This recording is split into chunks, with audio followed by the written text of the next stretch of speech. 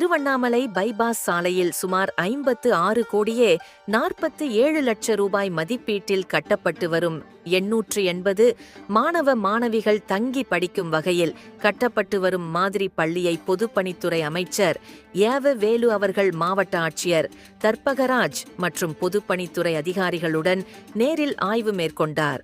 பின்னர் செய்தியாளர்களுக்கு பேட்டி அளித்த பொதுப்பணித்துறை அமைச்சர், திராவிட மணலாட்சி பொறுப்பேற்ற பின் பொதுப்பணித்துறை மற்றும் சுகாதாரத்துறை ஆகிய 2 துறைகள்தான் தமிழகத்தின் 2 கண்கள் எனவும், அதன்படி பொதுப்பணித்துறையின் கீழ் 9, 10, 11 மற்றும் 12ஆம் வகுப்பு அரசு பள்ளி மாணவ மாணவிகள் தங்கி படிக்கும் வகையில் மாதிரி பள்ளிகள் தமிழகத்தின் 6 இடங்களில் கட்டப்பட்டு வருவதாகவும், அதன் ஒரு பகுதியாக திருவண்ணாமலை கட்டப்பட்ட வரும் மாதிரி பள்ளியை தற்போது நேரில் ஆய்வு செய்ததாகவும், சுமார் 56 கோடியே 74 லட்சம் மதிப்பீட்டின் சுமார் 880 மாணவ மாணவிகள் தங்கி படிக்கும் வகையில் இந்த மாதிரி பள்ளி கட்டப்பட்டு வருவதாகவும், விரைவில் இதை தமிழக முதலமைச்சர் திறக்க உள்ளதாகவும் கூறினார். மாண்புமிகு தமிழ்நாட்டு முதலமைச்சர் அவர்கள் திராவிட மாடல் ஆட்சி பொறுப்பேற்ற உடனேயே அவர் சட்டமன்றத்தில் ஒரு முத்தாய்ப்பான அறிவிக்கையை சொன்னார். என்னுடைய ஆட்சிக்கு 2 கண்கள், ஒன்று மக்கள் துறை, மற்றொன்று கல்வித்துறை என்று சட்டமன்றத்திலே அறிவித்தார். கல்வித்துறைக்கு முக்கியத்துவம் தர வேண்டும் என்பதுதான் திராவிட மாடல் ஆட்சியினுடைய மைய கருத்தாக இருந்து பல்வேறு திட்டங்களை தமிழ்நாட்டு முதலமைச்சர் இன்றைக்கு நிறைவேற்றிக் கொண்டிருக்கிறார்கள். அந்த வகையில் தான் இந்தியாவிலேயே உயர்கல்வியிலே முதலிடத்தை தமிழ்நாடு பெற்றிருக்கிறது. அந்த அடிப்படையில் உயர்கல்வியில தமிழ்நாடு முதலிடம் வர வேண்டும் என்று சொன்னால், ஆரம்ப கல்வியிலும் சரி, நடுநிலை கல்வியிலும் சரி, மேல்நிலை கல்வியிலும் மாணவர்கள் சிறந்து விளங்கினால்தான், தேர்வு பெற்றால்தான் உயர்நிலை கல்வியில அவர்கள் முதலிடத்தை பெற முடியும் மாநிலத்தில். அந்த வகையில தமிழ்நாட்டுடைய முதலமைச்சர் அவர்கள் இந்த மாதிரி பள்ளிக்கூடம், மாடல் ஸ்கூல் என்று அதை சிறப்பாக அமைத்திட வேண்டும், கட்டடங்கள் கொடுக்க வேண்டும் என்று ஒரு அறிவிப்பு செய்தார்கள். தமிழ்நாட்டில் ஏறத்தாழ வருவாய் மாவட்டம் எடுத்துக்கொண்டோம் என்று சொன்னால் 38 வருவாய் மாவட்டங்கள் இருக்கிறது.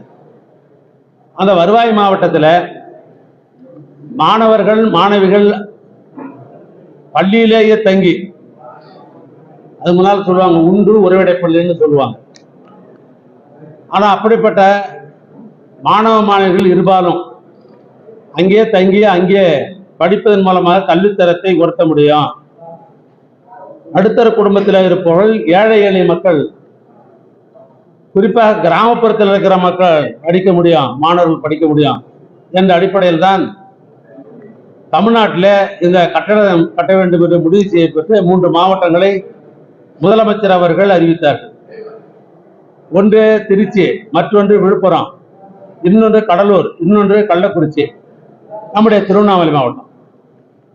இந்த திருவண்ணாமலை மாவட்டத்தில் 9, 10, 11, 12 +2 அது வரைக்கும் படிக்கிற மாணவிகள் இந்த கட்டடத்திலேயே இங்கே தங்கி இங்கே படிக்க முடியும்.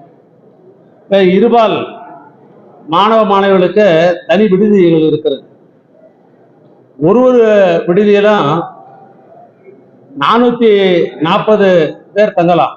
மாணவிகளும் 440 பேர் தங்கலாம், மாணவர்களும் 440 பேர் தங்கலாம். ஆக 880 பேர் தங்கி படிக்கக்கூடிய இந்த உண்டு உறைவிட பள்ளி, அதாவது மாதிரி பள்ளி, இந்த மாடல் ஸ்கூல், அத கட்டடம் கட்டப்பட்டிருக்கிறது. எனவே அடுத்த மாதம் அதற்கு முதலமைச்சருடைய இசையை பெறணும் நம்முடைய மாவட்டத்திற்கு. ஏற்கனவே டெண்டட்டிவா சொல்லியிருக்கிறார், செப்டம்பர் மாத வாக்கில் இந்த பகுதிக்கு வருவதாக சொல்லியிருக்கிறார்கள்.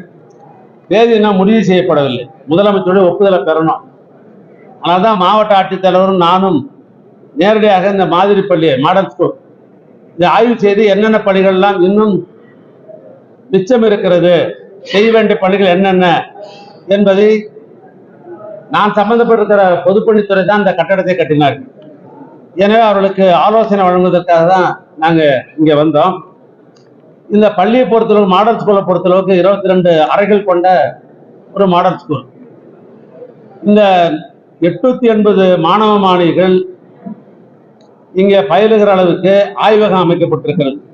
Physics lab, chemistry lab, microbiology lab, அது அண்ணில் நூலகம், லைப்ரரி, அது அண்ணில் இன்றைக்கு இருக்கிற கணினி, கம்ப்யூட்டர் சென்டர் இத்தனையும் இங்க இந்த மாடல் ஸ்கூல்ல எல்லா கன்ஸ்ட்ரக்ஷன் முடிஞ்சிருக்கிறது.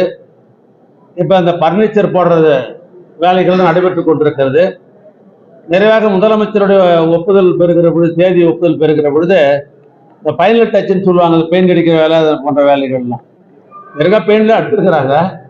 இதனால பைனல் டச்சுன்னு ஒன்று இருப்பாங்க பார், அதெல்லாம் முதலமைச்சருடைய இசையமைப்பிற்கு பின்னால் அவைகள் எல்லாம் முழுமை பெறும். ஒரு சதவீத கணக்கு என்று எடுத்து கொண்டோம் என்று சொன்னால் இந்த மாதிரி பள்ளியில ஏறத்தாழ 95% பணிகள் நடைபெற்றிருக்கிறது. இன்னும் 5% பணிகள் தான் நடைபெறணும். அது ஒன்றன் பின் ஒன்றாக அந்த பணிகள்லாம் நடைபெறும். முதலமைச்சர் இசைவுக்கு பின்னால் நான் உங்ககிட்ட சொல்ல தயாராக இருக்கிறேன். இதை திட்ட மதிப்பீடு என்று எடுத்துக்கொண்டோம் என்று சொன்னால் 56,47,00,000 ரூபாய் மதிப்பீட்டில் இந்த கட்டடங்கள் கட்டப்பட்டு கொண்டிருக்கிறது. இது முழுமை அடைகிற பொழுது அடுத்த முறை முதலமைச்சருடைய இசைவுக்கு பின்னால் நேரடியாக நம்முடைய நண்பர்களாம் சந்தித்து விரிவான அறிக்கையை நான் சொல்லுகிறேன். அரசியல்ல கேள்வி கேட்குறீங்களா? ஏற்கனவே தொலைக்காட்சியில எல்லாம் தமிழ்நாட்டு மக்கள்லாம் பார்த்தார்கள். முதலமைச்சர் அவர்கள் மருத்துவமனையில் இருந்த காரணத்தினால் அவரின் சார்பாக நிதித்துறை அமைச்சரிடத்தில் தமிழ்நாட்டுக்கு வேண்டிய திட்டங்கள் எல்லாம் காலதாமதமாக இருக்கிறது, ஏன்னா அவையெல்லாம் பெற்று தரணும். உதாரணமாக அதுக்கு பள்ளிக்கூடமாக இருக்கிற காரணத்தால் ஏறத்தாழ 2,152 கோடி ரூபாய் கல்வி நிதித்தொகை கொடுக்க வேண்டியதுன்னு அப்படியே இருக்குது.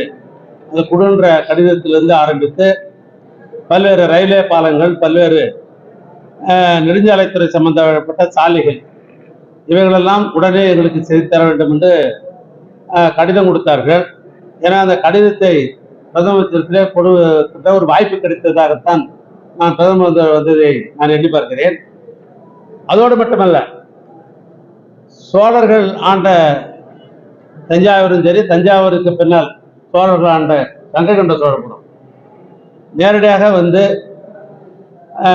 நம்முடைய தமிழருடைய மூவேந்தர்கள் ஒருவராக இருக்கிற சோழருடைய பெருமையை பற்றி பேசியதை நான் வரவேற்கிறேன். அதை பொறுத்தளவு வரவேற்கிறேன். ஒரு தமிழனாக அதை நான் வரவேற்கிறேன். ஆனால் நேற்று தினம் பேசுகிற பொழுதுதான் நான் அவருடைய முழு பேச்சை நான் கேட்டுக்கொண்டிருந்தேன், பிரதமருடைய பேச்சை கேட்டுக்கொண்டிருக்கிறேன். அப்போ கேட்கிற பொழுது ராஜராஜ சோழனை பற்றியும் ராஜேந்திர சோழனை பற்றியும் அவர் அதை என்ன சொல்றது குறிப்பிடுகிற பொழுது, இந்த லாங்குவேஜில் குறிப்பிடுகிற பொழுது அழகு தமிழ் என்பது நமக்கு புரிகிறது. அந்த 2 பெயரை சொல்லுகிற பொழுது நம்முடைய அழகு தமிழுடைய நளினங்கள், அதனுடைய முக்கியத்துவம் நாம் புரிகிறது. ஆனா அதுக்கு பற்றி அவருடைய கருத்தை சொல்ற போது, இந்தியை பற்றி பேசுகிற போது நமக்கும் புரியல. ஏன்னா வார்த்தைகளே கடுமையாக தான் இருக்குது, அது ஒன்றும் இனிமையா இல்லை. சோழனை பற்றி பேசுகிற போது இனிமையா இருக்குது. ராஜராஜ சோழன், ராஜேந்திர சோழன் என்று அவர் குறிப்பிடுகிற பொழுது நம்முடைய தமிழுடைய இனிமை புரிகிறது. அவருடைய பெருமை பற்றி அவர் பேசுகிற பொழுது தமிழ்ல பேச முடியாமல் அவர் இந்திக்கு போய் விடுகிறார். அப்ப போகிற பொழுது வார்த்தைகளே பார்த்தா உங்களுக்கே தெரியும் இந்தி வார்த்தை எப்படி இருக்குன்னு சொல்லி கொஞ்சம் கடுமையா தான் இருக்கும் எப்பயுமே, இல்லையா? அதனால முழுமையாக தமிழுக்கு முக்கியத்துவம் கொடுத்து பிரதமர் பேசியிருந்தா இன்னும் கூட நன்றாக இருக்கும். ஆனால் தமிழுக்கு முக்கியத்துவம் கொடுக்கணும்னு சொல்றாரு. ஆனால் அந்த கல்வித்துறையை அனுப்பினாவே தமிழுக்கு முக்கியத்துவம் கொடுப்பதாக நான் எடுத்துக்கொள்கிறேன். அவர் கனவு காணுவதை நாம் தடுத்து நிறுத்த முடியாது. கனவு காண்றது அவங்களுடைய விருப்பு அல்லது அவங்களுடைய தனிமனித சுதந்திரம். அவர் கனவு காணுகிறார், அதுக்காக நான் ஏன் கனவு காணக்கூடாதுன்னு சொல்ல முடியுமா? நிஜம் அது அல்ல. 2024 திராவிட மாடல் ஆட்சி, தமிழ்நாட்டு முதலமைச்சர் என் நெஞ்சமெல்லாம் இருந்திருக்கிற அன்பண்ணன் தளபதி ஆட்டு தலைமையில் தான் 2026 ஆட்சி அமையும் என்பதுல மாற்று கருத்தே இல்லை. இது நான் சொல்லல, நடுநிலையாளர்கள் சொல்லுகிறார்கள். இன்னும் சொல்ல போனா இந்தியா டுடே என்கிற பத்திரிகை என்ன, அது திராவிட முன்னேற்ற கழகத்தினுடைய முரசொலி பத்திரிகையா? அவளே 3 மாத காலத்துக்கு முன்னா ஒரு கணிப்பை போடுகிறார்கள். திராவிட முன்னேற்ற கழக அறிக்கை 52% மக்கள் மத்தியில செல்வாக்கு இருக்கிறது என்பது அவளே போடுறாங்க. அப்ப அதுல பொய்ன்னு சொல்றீங்களா? அந்த பத்திரிகை பொய் சொல்றீங்களா?